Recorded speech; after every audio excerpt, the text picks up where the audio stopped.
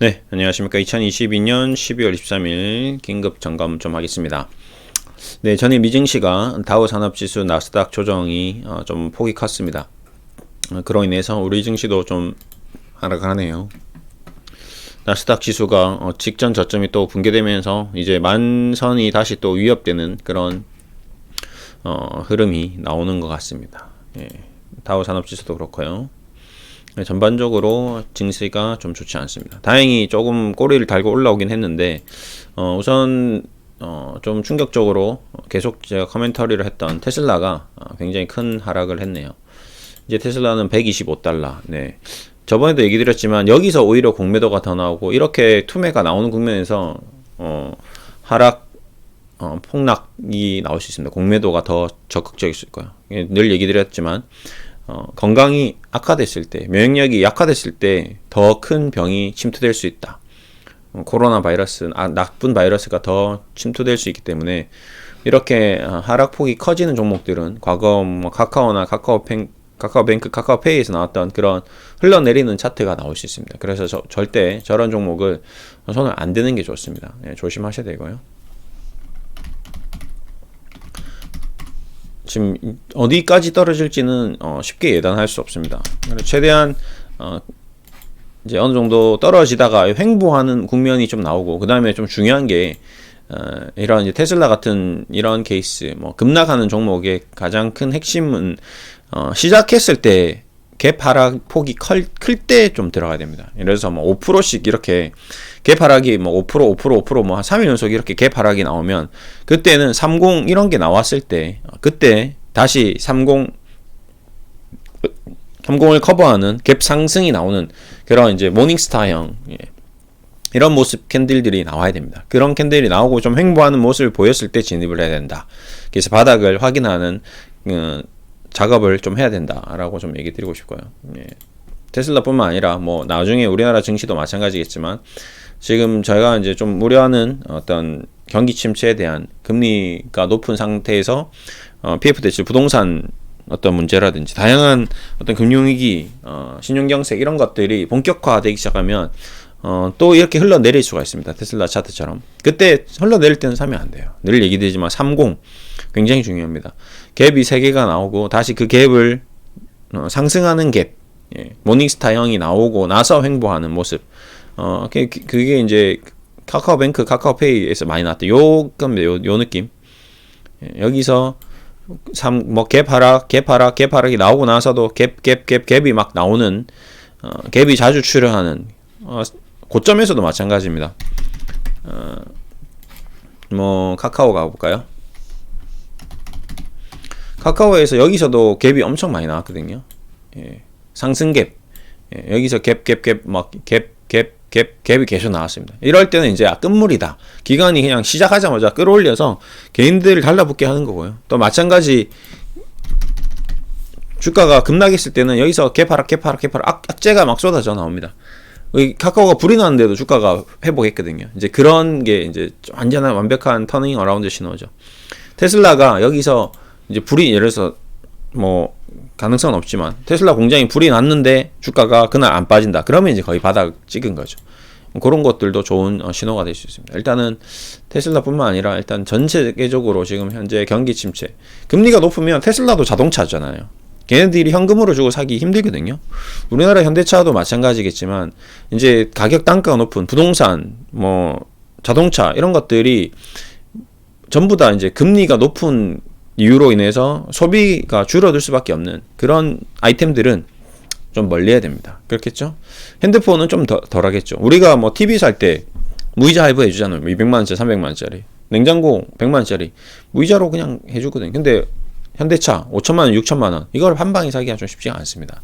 이런 종목들은 이제 좀 더 조심해야 될 필요가 있는 거죠. 그래서 현대차가 지금 빠지는데 약간 흘러내리는 차트가 나오죠. 자, 요럴 때는 사면 안 된다는 거죠. 아까 어떻게?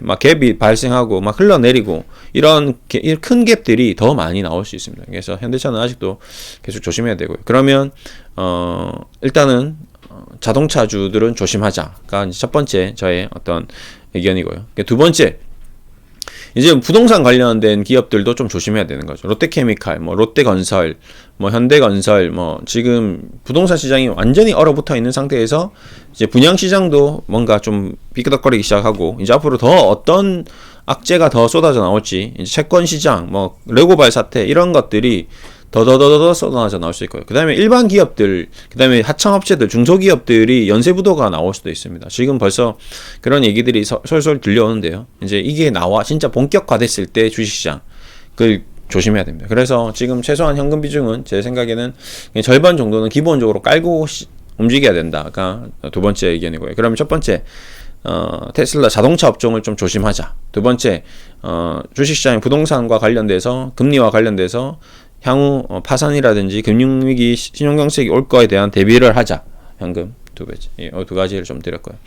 당장 지금 그럼에도 불구하고 나는 어떻게든 주식은 또 돌아오지 않겠느냐, 살아나지 않겠느냐. 그럴 수는 있습니다. 어제도 제가 얼마 전에 이제 레고캠 바이오 얘기를 좀 드렸는데요.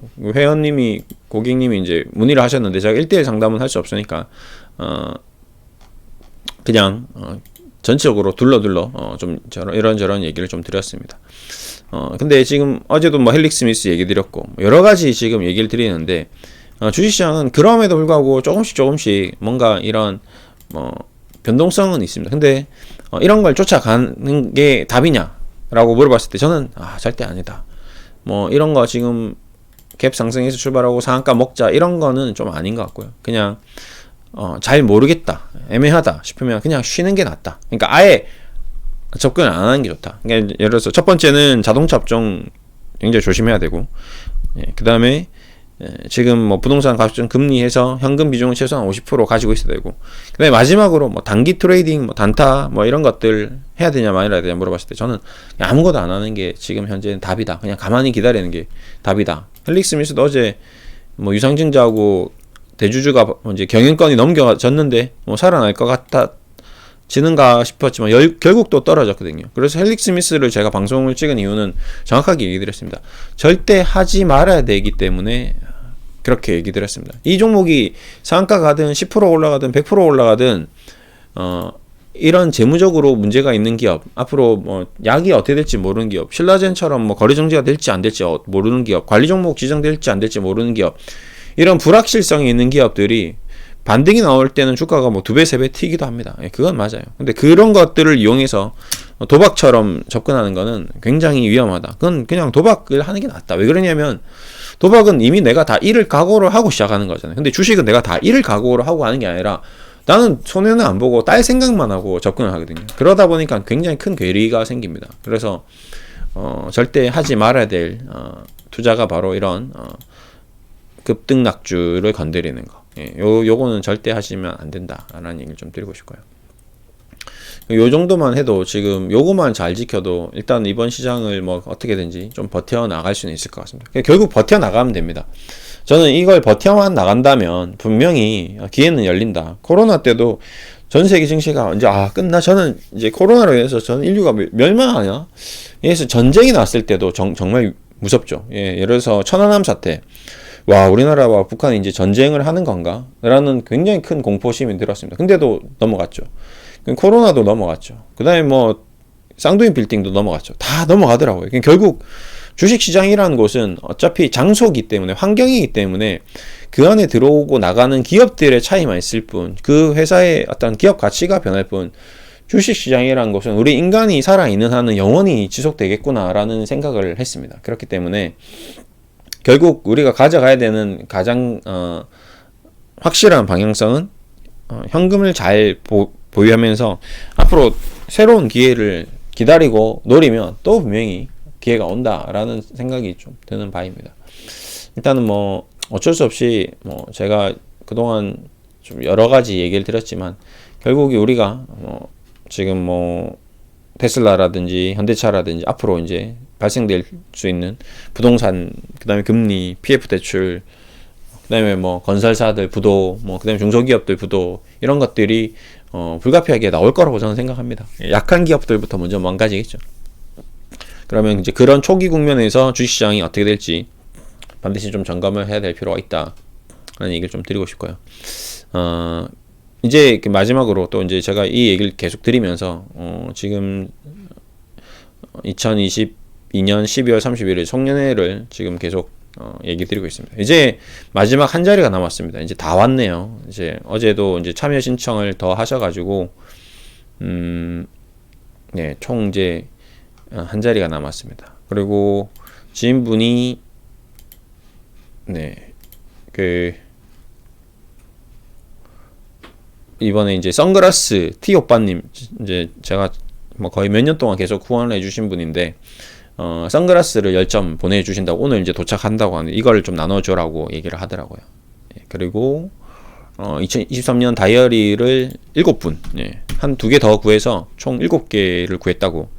예, 그래서 7분에게 K항공사 2023년 다이어리를 이벤트 증정할 거고 선글라스를 10점 이벤트 증정할 겁니다. 이거는 T오빠님이 보내주신 거고. 예, 그리고 하나 더가 이제 어제 참여해 주시기로 했던 분이 제가 이제 생일이 12월 달입니다. 근데 12월 14일인데 그날 또 어떻게든 제 생일을 잘 기억해 주셔가지고 생일 케이크도 선물로 보내주시고 너무 고마운 분이신데, 예, 이번에 좀 참여를 하신다고 하셔가지고 그때 받은 그 생일 케이크를 그날 이제 2023년 22년을 마무리하는 파티에 사용할까 합니다. 네, 그래서 생일 케이크 후원.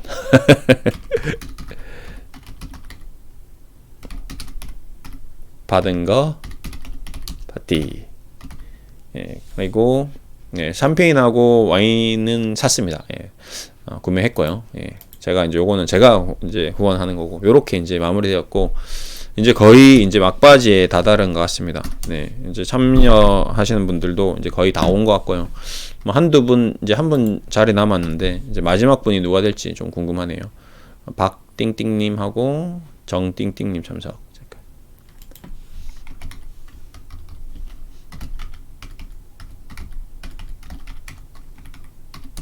한 분이 정띵띵님. 예.